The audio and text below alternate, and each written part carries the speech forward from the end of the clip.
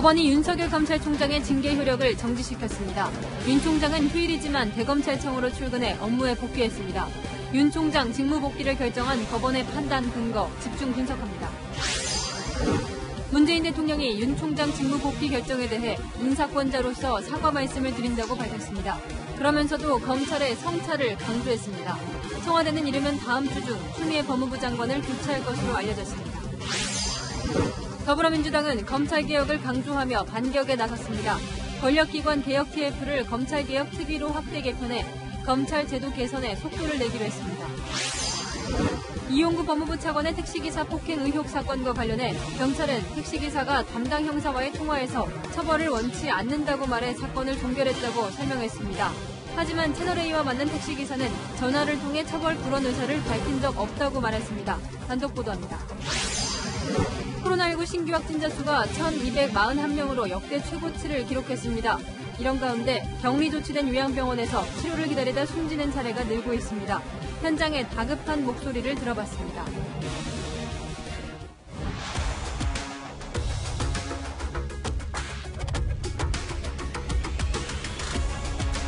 뉴스의 동정민입니다. 성탄절날 대검찰청으로 출근한 윤석열 검찰총장 소식으로 시작합니다. 어젯밤 재판부는 이 정직 2개월은 회복할 수 없는 손해라며 윤 총장 징계 처분에 대해 효력 집행 정지를 결정했습니다. 휴일이지만 윤 총장은 다음날 곧바로 출근을 했고 이 대통령이 제거한 징계를 법원이 정지시키면서 이 정치권은 발칵 뒤집혔습니다. 이 징계를 당한 윤 총장은 이렇게 출근했고 징계를 내린 추미애 장관은 침묵했으며 이 징계를 제거한 대통령은 사과를 했는데요. 지금부터 집중 보도하겠습니다.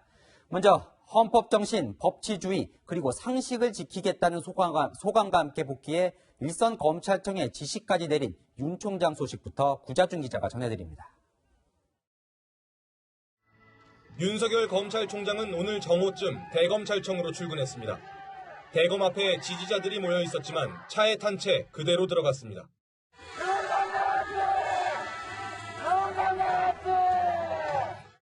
지난 16일 법무부 검사징계위원회가 정직을 의결한 지 9일 만에 직무에 복귀한 겁니다.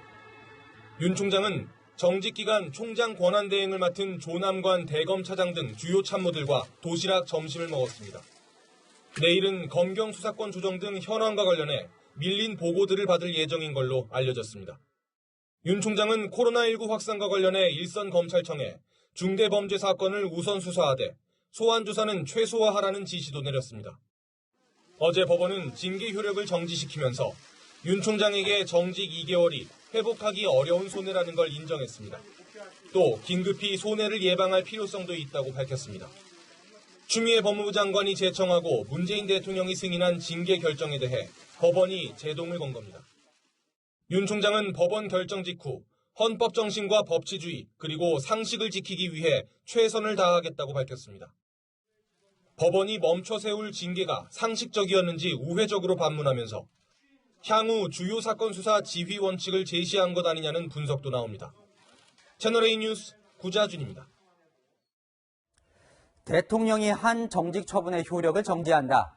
이렇게 본인이 제거한 징계안에 대해 정지 결정이 나오자 문재인 대통령은 법원 결정을 존중한다며 국민들에게 불편과 혼란을 초래한 데 대해 사과했습니다. 하지만 이 검찰을 향해서는 성찰하라는 말도 했습니다. 전혜정 기자입니다. 문재인 대통령은 법원의 윤석열 검찰총장 직무 복귀 결정을 존중한다고 말했습니다. 그러면서 국민에게 사과했습니다. 결과적으로 국민들께 불편과 혼란을 초래하게 된 것에 대해 인사권자로서 사과 말씀을 드린다고 했습니다. 문 대통령은 사과를 하면서도 검찰의 판사 사찰 의혹을 거론하며 검찰의 성찰을 요구하기도 했습니다. 개인정보를 수집하거나 사찰한다는 논란이 더 이상 일지 않도록 하기 바란다고. 검찰개혁을 차질 없이 추진해 나가겠다는 의지도 밝혔습니다. 청와대는 대통령의 메시지가 수습과 안정에 초점을 맞춘 것이라고 설명했습니다. 하지만 야당에선 검찰에 경고를 보낸 게 아니냐는 지적이 나옵니다. 대통령의 사과 등으로 청와대 참모진들의 분위기도 가라앉아 있습니다. 앞으로 상황이 어떻게 전개될지 모르겠다면서 답답함을 호소하는 목소리도 나옵니다. 채널A 뉴스 전혜정입니다. 지난 1월에 취임한 추미애 장관, 1년 내내 윤석열 검찰총장과 맞서왔다고 해도 과언이 아닌데요. 감찰, 수사, 징계 카드까지 썼지만 결국 윤 총장보다 먼저 자리를 내놓게 될 것으로 보입니다. 청와대는 사태 수습을 위해 이르면 다음 주 추 장관 교체를 할 것으로 알려졌습니다. 이민찬 기자입니다. 청와대가 추미애 윤석열 갈등 국면을 마무리 짓기 위해 이르면 다음 주 추미애 법무부 장관의 사표를 수리할 것으로 알려졌습니다. 청와대 관계자는 추미애 장관 사표 수리 여부에 대해 대통령 판단이 해를 넘기지 않을 것이라며 더 늦출 수 없다고 말했습니다. 추 장관이 밀어붙인 윤석열 검찰총장 징계가 제동이 걸리고 대통령이 사과까지 한 만큼 추 장관 사표를 수리하지 않을 수 없다는 겁니다. 민주당 내에서도 추 장관 교체 불가피론이 나오고 있습니다. 한 민주당 의원은 윤 총장만 남는 모양은 안 좋지만 추 장관을 교체할 수밖에 없는 것 아니냐고 말했습니다.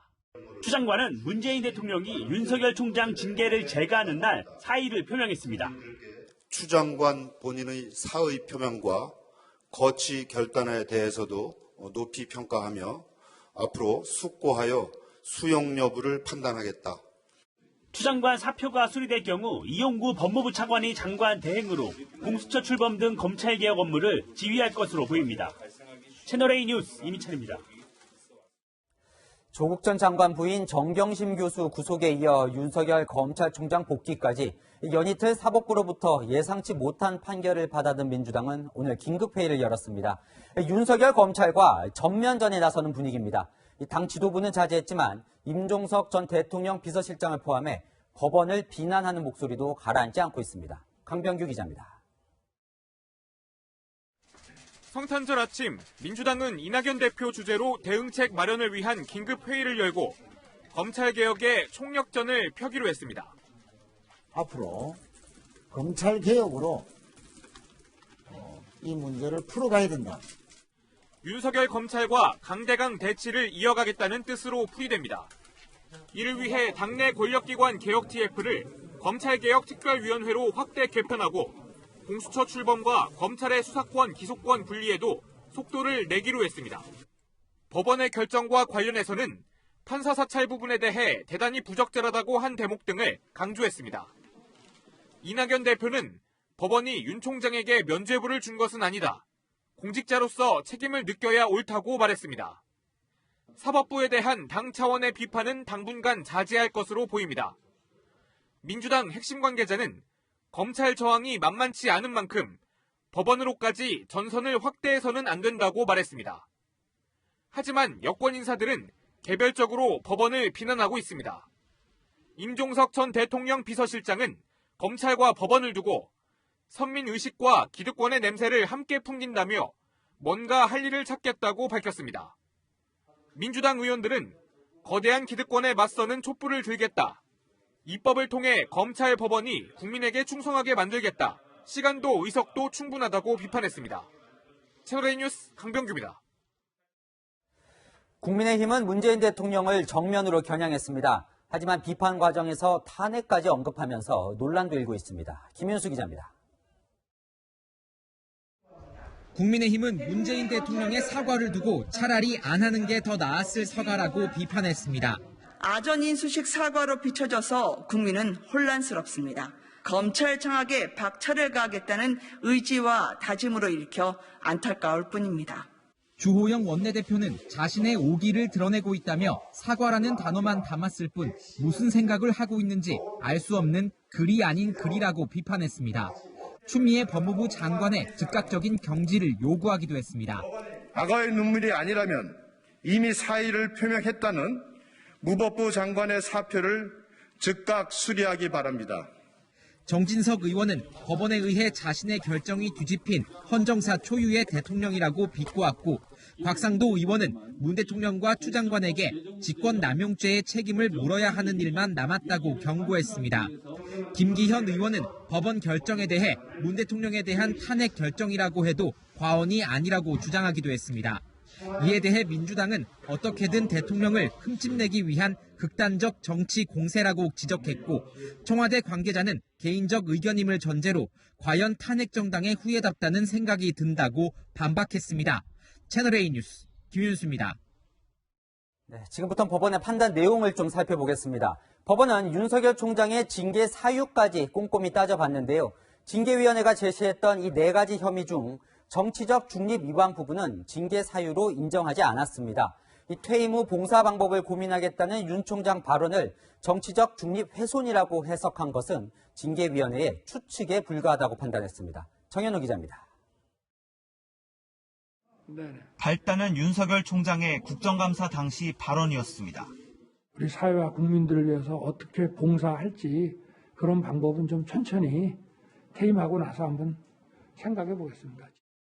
이후 윤 총장이 대선 후보 여론조사에서 1위라는 결과가 나오자 추미애 법무부 장관은 차라리 정치를 하라고 거취를 압박했습니다. 그냥 사퇴하고 정치를 해야 되지 않나 생각합니다. 징계위원회도 정치적 중립에 관한 부적절한 언행이라며 징계 사유라고 했지만 재판부 생각은 달랐습니다. 사회와 국민을 위한 봉사는 무료 변호나 다른 공직 수행, 일반적인 자원봉사 등 여러 뜻으로 해석될 수 있다고 한 겁니다. 대선 주자 여론조사에 유력 후보로 포함된 책임도 윤 총장에게 물을 수 없다고 했습니다.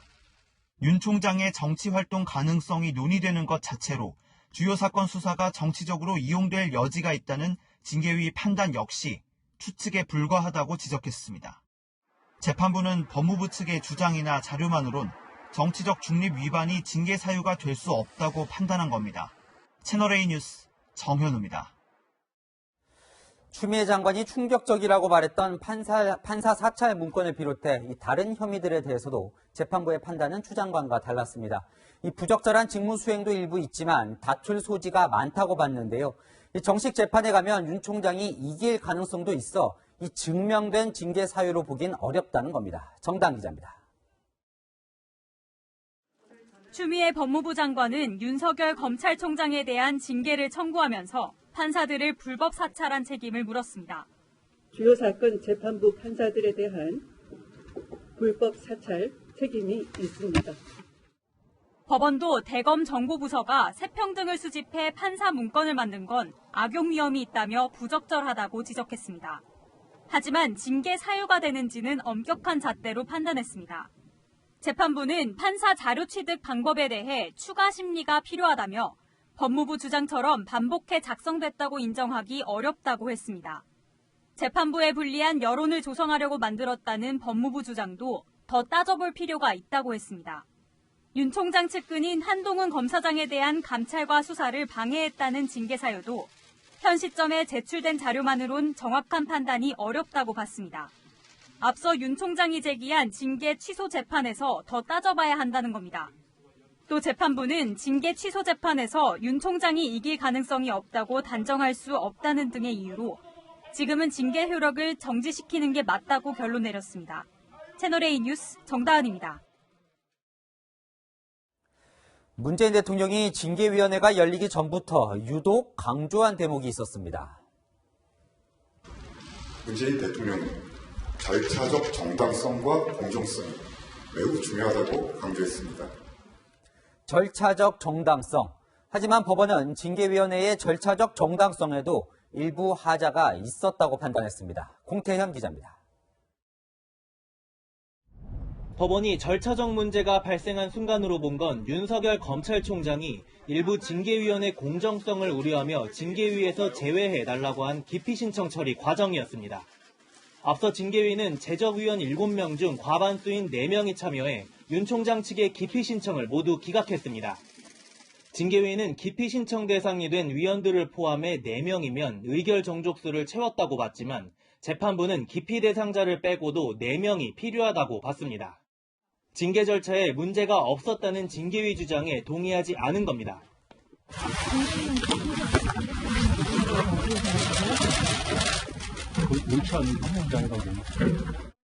법원은 기피 신청 처리 관련 의결이 무효라고 본 데서 더 나아가 징계 결정이 무효라고 결론 냈습니다.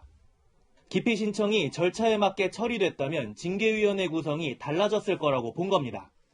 재판부는 다만 윤 총장 측에 징계위원 명단을 사전에 알리지 않은 점 등은 절차 위반으로 볼 수 없다고 판단했습니다. 채널A 뉴스 공태현입니다. 윤석열 검찰총장은 결국 복귀했습니다. 이제 어떤 일이 벌어지는 건지 정치부 이현수, 사회부 최주영 기자와 알아보겠습니다. 자, 이현수 기자. 네. 대통령이 오늘 한 사과부터 살펴보지요. 네. 자, 사과를 했는데 약간 애매한 대목이 있습니다. 네, 바로 이 대목인데요. 결과적으로 국민들께 불편과 혼란을 초래하게 된 것에 대해 인사권자로서 사과 말씀을 드린다입니다. 인사권자로서의 의미가 여러 가지일 수 있는데요. 추미애 장관 임명을 사과한 건지, 윤석열 총장 임명을 사과한 건지, 아니면 윤 총장 징계한 재가를 사과한 건지가 분명하지가 않습니다. 청와대 설명은 이렇습니다. 혼란을 수습하기 위한 말이라는 건데요. 대통령은 결재만 했을 뿐이란 설명도 덧붙였습니다. 또 결과적이란 표현도 있는데 선의를 갖고 했는데 결과가 의도와 달랐다는 점을 강조하고 싶었던 것 같습니다. 자, 여당은 이제 어제 법원 판결이 나온 직후에는 예상치 못한 결과다 이렇게 당황하는 모습을 좀 보이기도 했는데 오늘은 이 강공 모드로 이제 정리가 된 것 같아요. 네, 그렇죠. 어젯밤에 이제 법원 결정이 나오고 나서 오늘 아침까지는 민주당은 패닉이었습니다. 의원들 대부분은 전화를 안 받았고요. 당 내부 인사들끼리 만든 SNS 대화방도 침묵이 이어졌다고 하더라고요. 하지만 오전 10시 이낙연 대표가 민주당 소속 법사위원들로부터 보고를 받은 뒤 기류가 강경으로 정해졌습니다. 지금 물러서면 검찰개혁이 물거품이 될 수도 있으니 강경 입장은 어떻게 보면 당연하다고 볼 수도 있습니다. 당 분위기는 좀 격앙돼 있는데요. 고시 권력이 선출 권력의 반기를 든 거다. 역습이 시작된 건가라는 이야기가 나오고 있습니다. 최주영 기자, 이 역습 얘기까지 나왔는데 실제 윤석열 총장 반응도 궁금합니다. 이 직무 배제됐다가 복귀했을 때는 카메라 앞에서 이런 입장도 내놨는데 오늘은 지하로 그냥 바로 출근을 했어요. 이건 왜 그런 걸까요? 일단 지난번하고 다르게 법원의 징계 집행 정지 결정이 어제 저녁 늦게 나왔다는 점, 이거에 굉장히 큰 한몫을 낸 걸로 보이고, 제가 취재를 해보니 원래 윤 총장은 결과가 어떻든지 간에 출근하지 않고 주말까지는 쉬겠다, 이런 입장을 미리 전달한 걸로 알려지고 있거든요. 그렇군요. 예, 그러다 보니 밤 늦은 시간에 출근을 해서 이 카메라 앞에 서기보다는 복귀 후에 업무에 집중하는 모습을 보이려고 한 것 같다, 이렇게 볼 수 있습니다. 그럼에도 메시지는 낸 거죠. 이 메시지에서 최 기자 눈에 띄는 단어가 있다면서요? 네, 어제 저녁 법원 결정이 밤 10시쯤이 나왔는데 30분 만에 입장을 발표를 했거든요. 근데 눈여겨볼 만한 부분은 이 부분입니다. 상식을 지키겠다. 바로 이 대목인데, 네. 윤 총장은 지난 10월에도 사실 대검 국정감사장에서 이 검찰총장이 법무부 장관의 부하다, 이런 추미애 장관 주장을 반박할 때도 이 상식적이지 못하다, 이런 표현을 쓰기도 했었습니다. 이번에 상식을 언급한 이유 한번 살펴보면 월성원전 사건이나 울산시장 선거 개입 사건 등 이른바 이 권력 수사를 국민 눈높이와 상식에 맞게 차질 없이 지휘하겠다, 이런 뜻으로 보입니다. 법조계 일각에서는 자신에 대한 징계가 비상식적이었음을 강조하면서 나 자신은 그러지 않겠다, 이런 뜻을 드러낸 것이다, 이런 해석도 나오고 있는 상황입니다. 자, 이현수 기자. 네. 윤 총장이 이렇게 권력 수사의 의지를 보인다면 이 정권 차원에서는 계속 좀 껄끄러울 것 같은데요. 대통령이 윤 총장 이제 그만둬라, 뭐 이렇게 이야기를 할 수도 있지 않나요? 여권 내에서는 좀 그런 가능성을 낮게 보고 있습니다. 법원이 절차적인 문제로 두 번이나 우선 윤 총장의 손을 들어준 만큼 설익은 대응은 자제가 되는 분위기고요. 대통령이 윤 총장에게 따로 메시지를 준다는 것 자체가 검찰총장의 임기 보장 원칙에 위배가 되기 때문에 이 또한 가능성이 낮아 보입니다. 이 절차상으로 따져봐도 사실 쉽지 않아 보이는 상황입니다. 어제 법원 결정으로 윤 총장 입장에서는 사실상 내년 7월까지 임기가 보장된 거나 다름없기 때문인데요. 추 장관 측이 법원 결정에 항고 가능성을 비춰서 사실 서울고법에서 다시 판단을 받을 수도 있지만 여기서 만약 졌을 때는 부담이 만만치 않은 상황입니다. 징계 취소 행정소송에서 윤 총장이 질 수도 있지만 사실 재판 결과가 임기 내에 나올 가능성도 매우 낮다는 관측이 지배적입니다. 네, 그러니까 이제 내년 7월까지 임기가 이제 보장될 거다, 이런 해석인데 그렇게 된다면 윤 총장 태도가 그 전보다 더 강경해질 거다, 이런 해석도 나오더라고요. 맞습니다. 일단 윤 총장은 내년 1월에 예정돼 있는 이 검찰 인사 과정에서 자신의 목소리를 내려 할 텐데 네. 그동안 윤 총장은 이 원전 수사 등을 콕 집어서 이 수사팀 해체 가능성을 걱정하기도 했었습니다. 정직 상태에서 풀려난 이 윤 총장이 검찰 인사에서 얼마나 이 본인의 뜻을 관철해낼지도 지켜볼 대목입니다. 자, 오늘 이제 여당 지도부는 검찰과의 뭐 전면전인 이야기까지 이야기까지 나오고 있는데 그럼 여권이 쓸 수 있는 카드는 뭐가 남아 있습니까? 네, 공수처라고 볼 수 있을 것 같습니다. 민주당은 이번 법원 결정에 언급된 판사 사찰 의혹 등 윤 총장의 징계 혐의에 주목을 하고 있는데요. 공수처의 수사 대상이 될 수 있다는 이유에서입니다. 이게 궁금해요. 그럼 공수처에서 윤 총장 수사도 가능은 한 건가요? 사실 아직 공수처 운용 규정이 아주 세부적으로 정해진 게 아니기 때문에 이 부분은 예상하기가 사실 어렵다라는 판단이 많습니다. 다만 이 윤 총장 징계 사유 관련 사안이 공수처로 직접 고소고발이 되거나 혹은 이 검찰이 수사 중인 사안을 공수처가 이첩받게 된다면 가능하다 이런 견해도 있긴 하거든요. 네. 하지만 이 징계감이 되는지를 놓고서도 법원이 신중한 판단 필요성을 아주 여러 차례 강조한 상황에서 공수처도 윤 총장 수사에 앞서서 기소나 혹은 형사처벌 가능성을 따져볼 수밖에 없는 상황입니다. 자, 이현수 기자, 마지막으로 궁금한 게 여권은 지금 이제 정경심 교수나 윤석열 총장 이 판결로 인해서 검찰 개혁의 정당성이 일부 훼손됐다 이런 비판도 받고 있는데 이렇게 계속 강공 모드로 가는 게 부담스럽진 않나요? 네, 부담이 될 수도 있지만 물러설 수도 없다라는 그런 분석이 나옵니다. 정권의 명운을 걸고 검찰개혁을 추진해왔던 만큼 검찰개혁에 차질이 생긴다면 대통령의 리더십이 많이 손상될 수 있겠죠. 결국 전면전으로 싸우지 않으면 레임덕이 올 수 있다. 이렇게 볼 수 있습니다. 네, 알겠습니다. 지금까지 정치부 이현수, 사회부 최주연 기자와 살펴봤습니다. 이용구 법무부 차관의 택시기사 폭행 사건 속보로 이어갑니다. 어제 채널A는 피해자인 택시기사와 단독으로 동행 인터뷰한 내용을 전해드렸습니다. 오늘도 후속보도 이어갑니다. 경찰은 이용구 차관을 입건도 안 하고 내사 종결한 경위를 설명하며 피해자가 전화로 처벌을 원치 않는다고 말했다고 설명했습니다. 그런데 택시기사의 기억은 경찰의 설명과 다릅니다. 먼저 박건영 기자의 단독 보도입니다. 경찰이 국회에 제출한 자료입니다.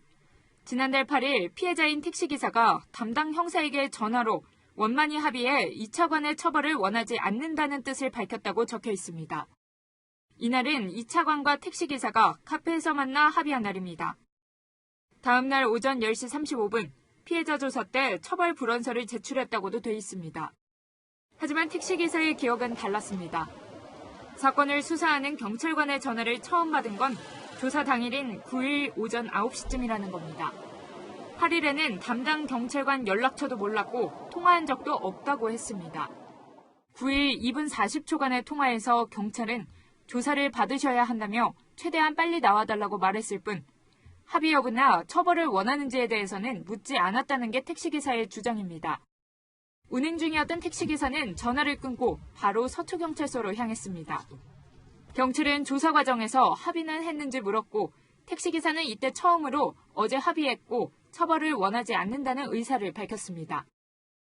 택시기사는 먼저 처벌 불원서를 내진 않았고 경찰의 안내에 따라 처벌을 원치 않는다는 글을 쓴 뒤 지장을 찍었다고 말했습니다. 기사가 조사를 받은 9일에는 이 차관도 조사가 예정돼 있었지만 이 차관은 이날 경찰에 연락해 출석이 어렵다고 말한 것으로 전해졌습니다. 그 사이 경찰은 처벌을 원하지 않는다는 택시기사의 진술을 바탕으로 이 차관을 조사하지 않은 채 사건을 종결했습니다. 택시기사와 입장이 엇갈리는 것에 대해 해명을 요구하자 경찰은 국회 제출 자료 내용에 착오가 있었던 것 같다고 말했습니다. 채널A 뉴스 박건영입니다. 이용구 차관과 택시기사 사이에 어떤 일이 있었는지 객관적으로 알기 위해선 택시 내부 블랙박스를 보면 될 텐데 메모리카드에 영상이 남아있지 않았던 것으로 알려졌죠. 택시기사는 사고 이후 블랙박스 업체에 찾아갔는데 기계는 고장나지 않았었다고 말합니다. 그렇다면 영상은 왜 사라졌는지 의문입니다. 이어서 장하연 기자의 단독 보도입니다. 이용구 차관이 택시기사를 폭행했던 택시에 부착된 블랙박스입니다. 택시기사는 지난달 8일 집 근처에 찾아온 이 차관을 만나 합의 제안을 받아들인 뒤 서울 장안평역 인근 블랙박스 업체를 찾았습니다. 사건 당일 블랙박스 메모리카드에 아무런 영상이 남아있지 않아 기계가 고장났다고 판단했기 때문입니다. 하지만 블랙박스 기계에는 아무 이상이 없었다는 게 택시기사의 설명입니다. 업체 직원이 확인한 결과 녹화 기능이 정상적으로 작동하고 있었다는 겁니다. 전문가들은 기계에 이상이 없다면 메모리 카드 자체에 결함이 있거나 카드를 기계에서 넣고 빼는 과정에서 오류가 생겼을 수 있다고 말합니다. 택시기사와 2차관의 진술만 있는 상황에서 메모리 카드가 복원된다면 유일한 객관적 증거가 될 수 있습니다. 가능성 면에서는 굉장히 낮을 거라고 생각은 들어요. 근데 항상 뭐 세상에 100%라는 건 없잖아요. 일단 원론적인 답은 복구를 해봐야 알겠습니다라는 것이고요. 검찰은 2차관에 대한 시민단체 고발건을 형사부에 배당하면서 재수사에 착수했습니다.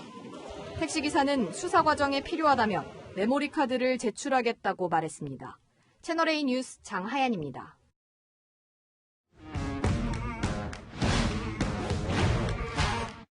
여랑여랑 정치부 박소윤 기자와 함께합니다. 첫 번째 주제 보여주시죠. 추미애 장관의 두 글자 뭘까요? 네, 침묵입니다. 법원이 윤석열 검찰총장의 이 징계 효력을 중단하는 결정을 내렸죠. 이에 대한 추 장관의 입장이 나오지 않고 있습니다. 예상하지 못한 결과가 나와서일까요? 그동안에는 많은 글을 올려왔잖아요. 네, 오늘은 출근하지 않았습니다. 또 보도자료를 통해서 별도의 입장도 내놓지 않고 있습니다. 평소에는 SNS를 통해서 입장을 자주 밝혀왔었는데요. 지난 16일 사의를 표명하고 적은 산산조각이 나더라도 공명정대한 세상을 향한 꿈이었다라는 글이 마지막입니다. 얼마 전에 그러니까 윤 총장 직무 배제 때 제동이 걸렸을 때와도 조금 다른 모습이에요. 네, 지난 1일 법무부 감찰위원회와 또 서울행정법원이 각각 윤 총장의 직무 집행 정지에 제동을 걸었을 때는 바로 청와대로 가서 대통령에게 상황을 보고했었습니다. 이 법원으로부터 2번 연속 제동이 걸린 게 타격이 좀 큰 것 같기도 하고요. 이 교체 소식도 들리고요. 네, 그동안 추 장관의 윤 총장 압박은 거침이 없었던 게 사실이죠. 권한을 위임받은 자가 자기의 편의적으로 조직을 이끌어가기 위해서 법기술을 부리고 있다 하는 점 대단히 유감으로 생각하고요. 장관의 말을 겸허히 들으면 좋게 지나갈 일을 세상 지휘랍시고 해가 지고 일을 더 꼬이게 만들었어요. 국민적 의혹이 제기된다면 사퇴하고 정치를 해야 되지 않나 생각합니다. 상당히.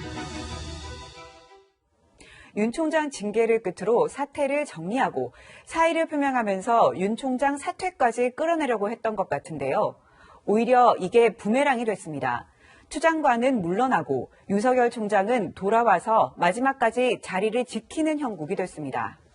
네, 다음 주제 보겠습니다. 엉터리 판사, 본인도 판사 출신인데요. 이 통합진보당 의원을 했던 서기호 변호사 말인가요? 그렇습니다. 어제 법원의 결정을 전혀 예상하지 못했다면서 이렇게 말했습니다. 저는 0.02%의 이런 엉터리 판사가 있을 줄은 몰랐습니다. 이 판결은 정말 있을 수 없는 판결이고요. 여기에 방송인 김어준 씨는 일개 판사가 검찰총장의 임기를 보장해 준 것이라고 표현하기도 했습니다. 앞서도 전해드렸는데 사법부를 비판하는 여당 의원들도 꽤 있나 보죠. 네, 여권의 사법부 비판이 이어지고 있는데요. 일부는 도를 넘었다라는 지적도 나옵니다.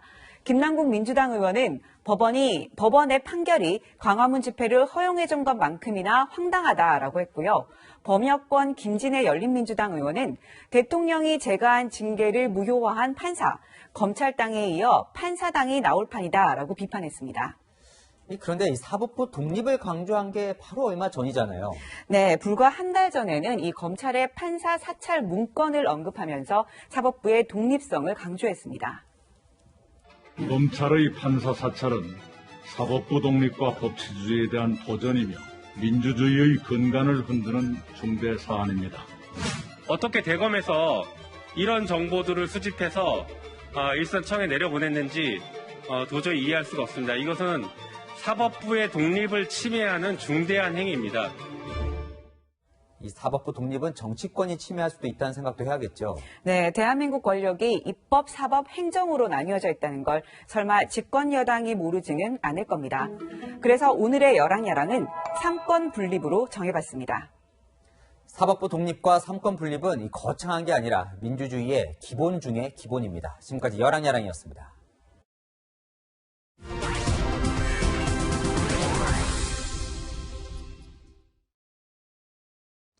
네, 즐거워야 할 크리스마스 연휴지만 코로나19 확산 상황은 암담합니다. 정부가 오늘 발표한 코로나19 신규 확진자는 1,241명, 역대 가장 많습니다. 특히 서울 동부구치소에서 하루 만에 288명이 추가돼서 지금까지 이곳에서만 498명의 확진자가 나왔습니다. 다른 곳과 달리 아파트형 구조로 야외 활동 없이 모든 생활이 이루어지는데 정원보다 342명을 초과 수용해서 집단 감염을 일으켰다는 게 방역당국의 진단입니다. 마찬가지로 폐쇄된 형태로 운영되는 요양병원에서도 감염이 끊이지 않고 있죠. 병원 전체가 코호트 격리됐다가 제때 치료를 못 받고 숨지는 환자들도 늘고 있습니다. 남영주 기자가 확진자가 나온 요양병원들의 상황을 알아봤습니다.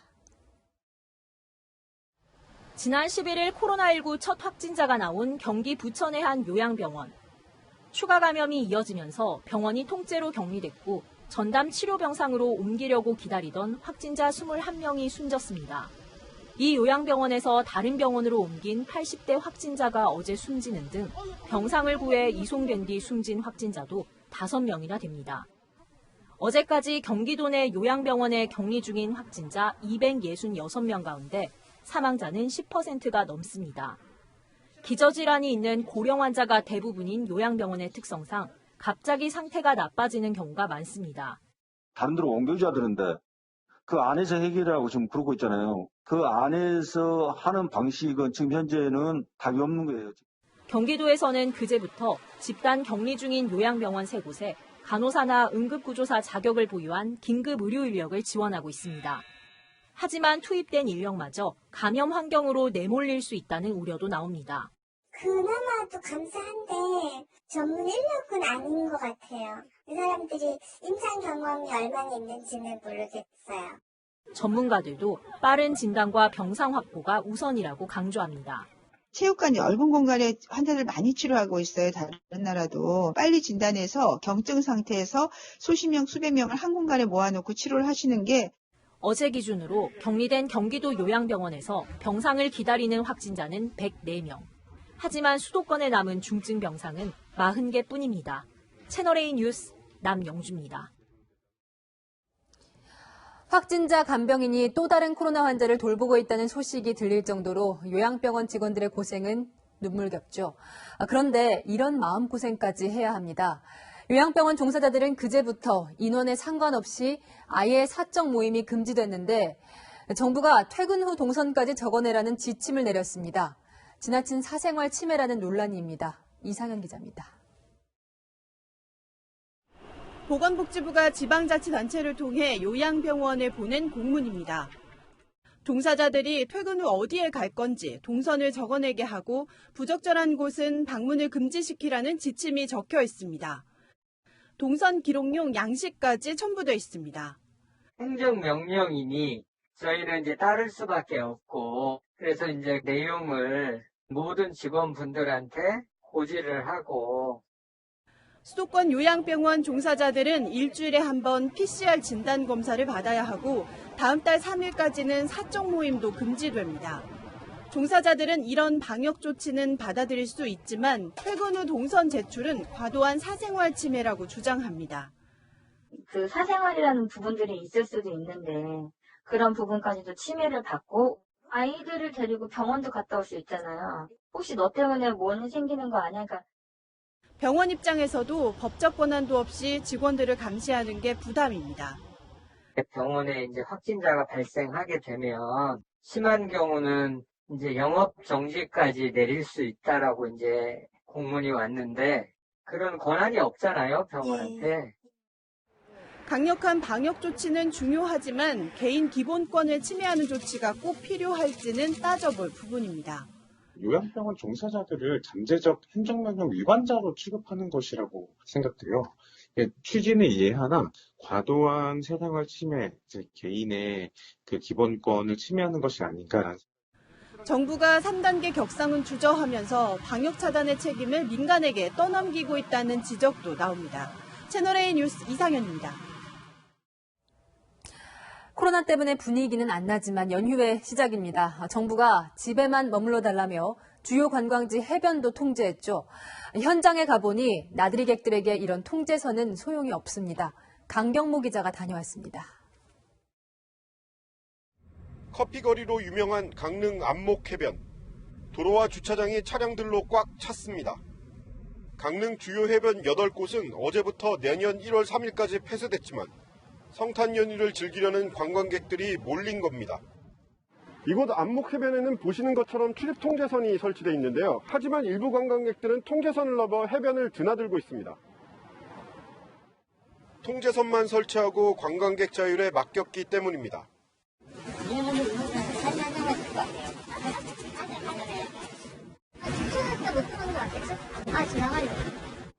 반면 단속이 이루어지는 해변은 통제가 지켜졌습니다.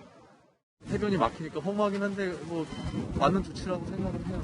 개인적인 아쉬움이고 문제는 다음 주 새해 해맞이 관광객들입니다. 관광객분들이 이제 다들 숙소 예약하시고 이제 해맞이하러 동해안으로 오고 계시는데 관광객분들이 몰리지 않을까 그런 우려가. 설악산과 오대산 등 대부분 국립공원들은 해맞이를 금지하고 인터넷으로 해맞이 영상을 제공합니다. 올해만은 제발 참으시고 따뜻한 가정에서 코로나가 멈춰주기를 각자 소망해 주시기를 기도 부탁드립니다. 채널A 뉴스 강경모입니다. 반면 성탄절인데도 도심은 썰렁했습니다. 교회와 성당도 성탄 행사를 비대면으로 대체했습니다. 김단비 기자가 돌아봤습니다. 매년 성탄절이면 시민들로 북적이던 청계천 광장이 오늘은 텅 비었습니다. 서울 명동거리는 구세군 종소리만 들릴 뿐 적막함마저 느껴집니다. 10년 만에 이런 건 처음이에요, 처음. 크리스마스가 돌아와도 평일 때보다 더 못해요. 오늘은 2만 원 팔았어요. 텅 빈 성당에 마스크를 쓴 사제단이 성탄 미사를 봉헌합니다. 연중 가장 큰 행사인 성탄 미사가 사상 처음 온라인으로 진행됐습니다. 일반 미사 역시 신도수를 15명으로 제한했습니다. 오늘 성탄절 맞아서요. 가족들끼리 좀 따뜻한 기운 얻으려고 찾아왔어요. 확실히 상점들도 다 문 닫았고 또 식사할 때도 다 거리 두기 하면서 먹느라고 많이 외로운 것 같아요. 일부 교회에서는 성탄 행사 대신 거리 봉사에 나섰습니다. 산타 분장을 하고 방역 산타 봉사 활동을 하는가 하면 전동 킥보드를 타고 이웃들에게 마스크와 과자를 선물했습니다. 크리스마스 이브인 어젯밤도 거리는 한산했습니다. 텅 빈 식당의 주인들은 서울시 방역 점검팀 직원들에게 하소연을 하기도 합니다. 오인 이상 오신 분은 아직 없으시겠네요? 없어요. 오인이 아니라 5명도 안 하는데. 공항정보. 그래서 힘들잖아요. 1구 단속 나오고 이러고 하면 뭐가 좋아져요? 이게 현실입니다. 모두가 처음 겪어보는 코로나19 성탄절. 즐겁고 풍요롭던 옛 성탄 풍경은 찾아볼 수 없었습니다. 채널A 뉴스 김단비입니다. 코로나 변이 바이러스의 확산 추세도 무섭습니다. 이번엔 덴마크에서 변이 바이러스 감염자가 무더기로 나왔습니다. 유주은 기자입니다. 덴마크 보건당국이 지난 한 달간 7,800여 명의 유전자를 분석했더니 영국발 변이 바이러스가 33명에게서 발견됐다고 발표했습니다. 당국은 변이 바이러스로 인한 사회적 감염이 나타난 것이라고 설명했습니다. 이탈리아 변이 바이러스 감염자는 영국에서 온 사람과 접촉조차 없었던 것으로 역학조사 결과 드러났습니다. Non lo sappiamo, ma probabilmente c'è già in Italia. 영국 유학생 2명을 통해 이미 변이가 유입된 홍콩은 해외 입국자의 시설 격리 기간을 2주에서 3주로 늘려 방역망을 더욱 촘촘하게 만들었습니다. 백신 회사들은 개발한 백신들의 변이에 대한 효과를 조심스럽게 낙관합니다. That we are testing to see if this new strain is equally sensitive to our vaccine. I am optimistic, but we have to wait to see the answer. 영국의 한 감염병 연구센터는 변이 바이러스의 전파력이 기존 코로나19 바이러스보다 56% 정도 더 강하다는 연구 결과를 발표했습니다. 영국 정부의 추정치 70%보다는 낮지만 얼마나 치명적인지는 아직 밝혀지지 않았습니다. 채널A 뉴스 유주은입니다. 다른 나라 크리스마스 분위기도 우리와 다르지 않습니다. 바티칸의 교황 집전 미사도 대폭 축소됐고 예수의 탄생지 베들레헴마저 한산한 모습입니다. 이런 시기일수록 베풀고 나누는 크리스마스 정신만큼은 기억해야겠습니다. 최선 기자가 전합니다. 수송기 뒷문이 열리더니 커다란 상자가 낙하산에 매달려 줄줄이 투하됩니다.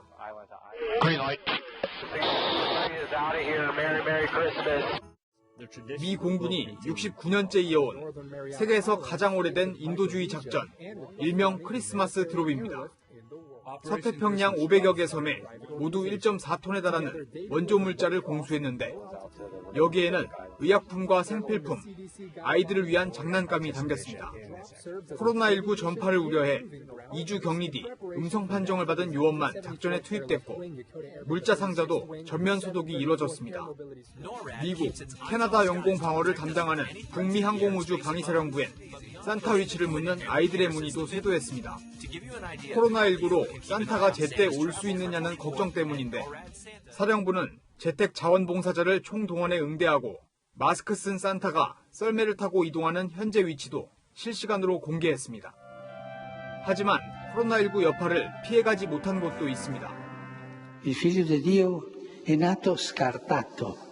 Per dirci chi non è scartato è figlio di Dio.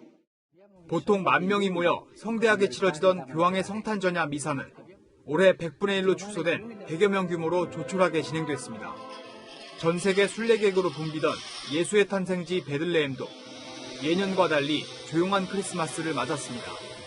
하지만 미국 주요 공항엔 여행객들로 붐볐고 영국 도버항도 프랑스로 가기 위한 차량 행렬이 이어져 성탄절 이후 코로나19의 폭발적인 확산 우려는 여전한 상황입니다. 채널A 뉴스 최선입니다.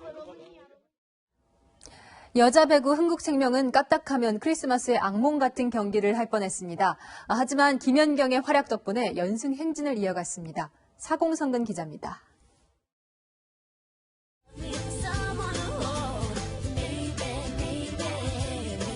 팀 내 불화설이 드러났던 흥국생명은 경기 초반 범실로 점수를 헌납했습니다. 하지만 몸이 풀린 김연경이 공격을 주도하고 이재영도 뒤를 받쳐주면서 1세트를 가져갔습니다. 그러니까 지금 흥국생명 자체의 이 공격 패턴은 굉장히 단조로워요. 이재영 아니면 김연경인데 두 선수의 공격 성공률이 굉장히 좋습니다. 2세트에는 인삼공사의 반격이 시작됐습니다. 리그 득점 2위 디우프가 살아나면서 접전 끝에 세트 스코어를 1대1로 맞췄습니다. 두 팀은 크리스마스를 맞아 5세트 2시간 30분의 명승부를 팬들에게 선보였습니다. 승부처에서는 역시 배구 여제 김연경이 있었습니다. 김연경이 팀 최다 34점을 기록하며 실력으로 불화설을 잠재웠습니다. 고비 때마다 코트를 강타한 김미연의 서브 득점도 한몫했습니다. 경기 끝난 종료 시점으로 서브 1위가 됐습니다. 항상 몇 시즌 탐나왔던 자리였는데 좀 이어가고 싶네요. 잠실에서는 크리스마스면 찾아오는 삼성과 SK의 라이벌 경기 S더비가 열렸습니다. 양팀 선수들은 산타 모자를 쓰고 선물을 교환하며 훈훈한 크리스마스 분위기를 연출했습니다. 치어리더들은 집에서 함께하는 팬들을 위해 합동 공연을 준비했고 왕년의 스타 이규석 코치와 김기만 코치는 하프라인 슛에 성공해 상금으로 불이웃 돕기에 나눴습니다. 크리스마스 승리의 선물은 삼성이 가져갔습니다. 채널A 뉴스 사공성근입니다. 이번 성탄절은 코로나마스라는 말이 생겨날 정도로 비교적 한산한 모습이었습니다. 온종일 찬바람이 불어들고 있는데요. 주말인 내일도 아침 영하권 추위는 계속됩니다. 일요일에는 추위가 다소 풀리는 대신 중부 지역에는 미세먼지가 찾아올 가능성이 높아 보입니다. 충청과 남부에는 비 소식까지 있어서 염두에 두고 계획 세우셔야겠습니다. 올해 마지막 주인 다음 주 날씨 한번 살펴보겠습니다. 월요일 새벽에는 수도권과 영서 지역에 눈과 비 소식이 있고요. 수요일부터는 강력한 세미탄파가 밀려들면서 연초까지 영하 15도 안팎의 강한 한기가 머물겠습니다. 여기에 호남과 제주에는 폭설 예보까지 있어서 제설 작업에 철저한 대비해 주셔야겠습니다. 화요일부터 금요일 사이에는 해상에도 바람이 강하게 불어서 물결이 최고 5m까지 매우 높게 일겠습니다. 참고하셔서 연말 채비 잘 해주시기 바랍니다. 날씨였습니다.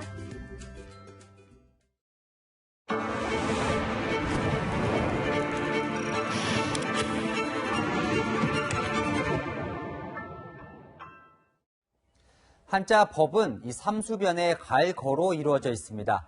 물이 흘러가는 이치가 결국 법이라는 거죠. 이런 법을 다루는 법원이 윤석열 총장 징계를 정지시켰습니다. 그러자 여권에서는 흘러가는 물 방향이 마음에 안 든다며 특권 집단, 개혁의 대상이라며 사법부를 공격하고 나섰습니다. 이 정치 권력이 법 위에 있다고 생각하는 건 아니겠죠. 오늘 클로징은 넘지 말아야 할 선으로 하겠습니다. 오늘 뉴스 여기까지입니다. 내일도 뉴스입니다.